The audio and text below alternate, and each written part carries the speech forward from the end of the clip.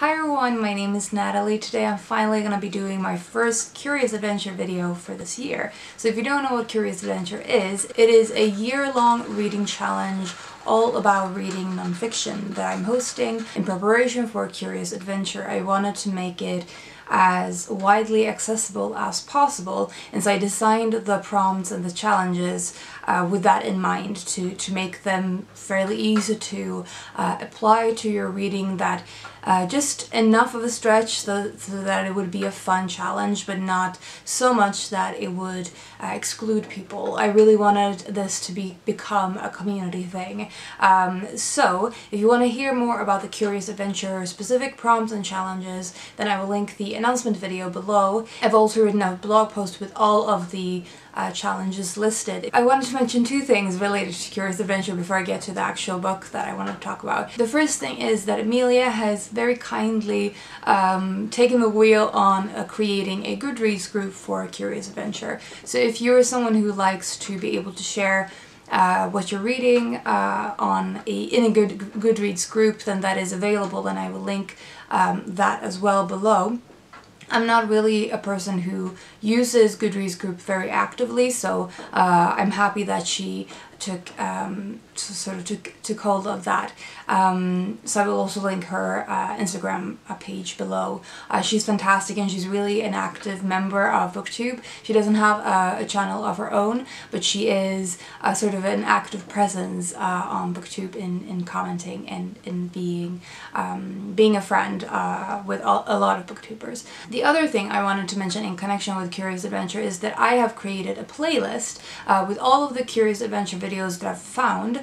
So if you are making some videos related to Curious Adventure, please use the hashtag Curious Adventure so that I can find your videos. Yeah, so I will put them all in the playlist so that people can find other related content, or just new channels to explore as well with people who are reading nonfiction. Today I wanted to talk about the first book that I've read for Curious Adventure this year, which is Lyckliga Gatan, det finns inte mer by Britt Lindeborg. I knew that this particular first challenge, which was to read a nonfiction book about a local celebrity or a local speciality, would be difficult to talk about, because of course local for me means Swedish. I'm not really gonna be doing a book review, but just sort of a book chat about this book. Hopefully that will still be interesting, and I'm definitely interested to see what other people are doing in terms of local history.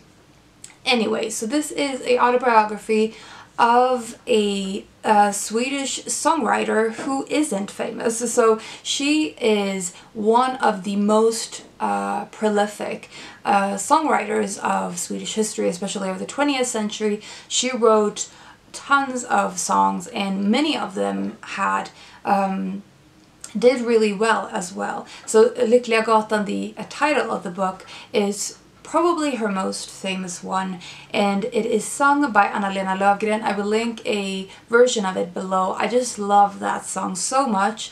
It is a song all about a lost world. The song is basically talking about the way that Sweden was changing during the 20th century.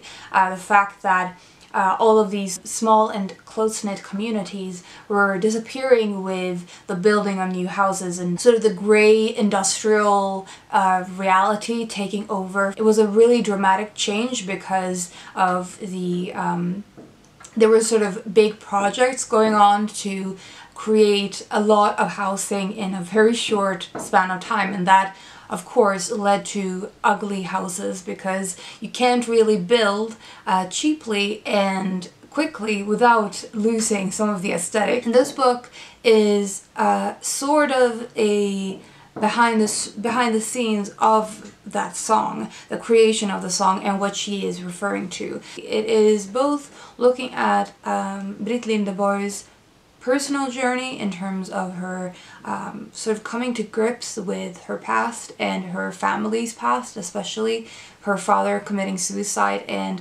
some litigations against him that she didn't really know what part of it was true and what wasn't, because people didn't really talk about these things with her as she was quite young when it happened. And it is also talking about the way that Sweden and Europe was changing during the 20th century with the two wars and crises that were going on during this time, and sort of the feeling of this century really being filled with so much change and dramatic change, and her generation just feeling like nothing they were standing on was solid. Another aspect of the book that I loved is the fact that she was a songwriter, and she talks about the difficulty in making her ground in a field that was so male-centered, male-dominated. So she was writing songs for a long time without really getting enough credit. A lot of the time she wasn't giving credit at all, or the songs were credited to the wrong person. Another thing is that she was competing in a lot of the national song contests that are connected to the Eurovision. So part of this book is sort of a history of the Eurovision and the national song contest, and the way that that has changed in terms of the fact that the television became a household thing that changed the way that the contest worked, and just in general the growing status of it.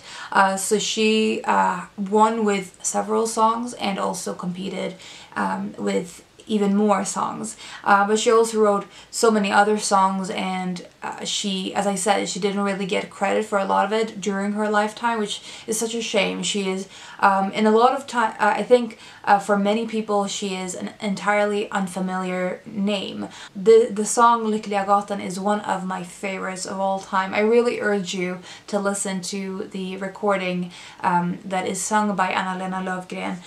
She is a fantastic singer as well. I have also actually created a Spotify playlist of all of the songs that she has written and that are available on Spotify. So if you're interested in the kind of singing or the kind of writing that she did, then I definitely encourage you to listen to a few of the songs. There's a lot of like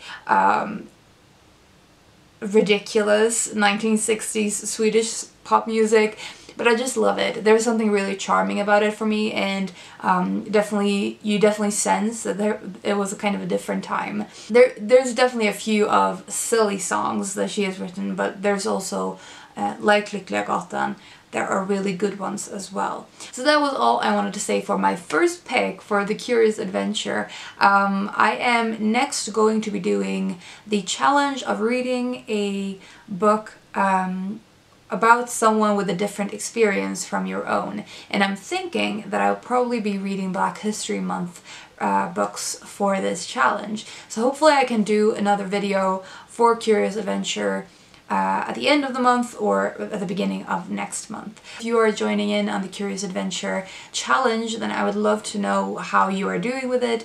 I would love to see your videos. If you haven't, as I said, if you haven't used the hashtag, please do so I can find your videos and add them to the playlist. I hope if you're doing Curious Adventure that it's been fun so far. I hope you are having a fantastic day, and I will talk to you soon. Bye.